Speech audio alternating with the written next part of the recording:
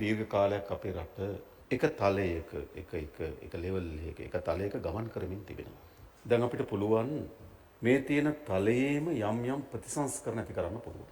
අපේ අපේක්ෂාව මේ තියෙන තලයේම යම් ප්‍රතිසංස්කරණ සිදු කිරීම නෙවෙයි අපේ රට අලුත් තලයකට ඔසවා තබන්න ඕන.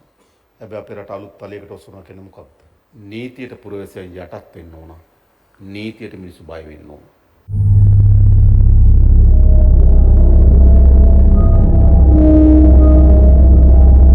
දැන් තියෙන තලය නීතියට මිනිස්සු යටත් නෑ, මිනිස්සු නීතියට බයත් නෑ. අපි අලුත් තලයක රට ගේනවා. නීතියට මිනිස්සු බය වෙන්න ඕන, නීතියට මිනිස්සු යටත් වෙන්න ඕන.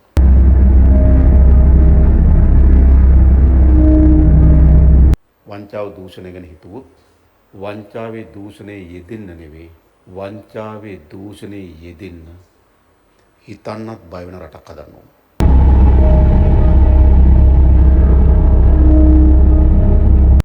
මේ දවස්වල ප්‍රවෘත්ති බලන්න ඔක්කොම තියෙන එතන. හිතන්නත් බය වෙන රටේ මිනිස්සු මහජනක දන හොරකම් කරන්නේ.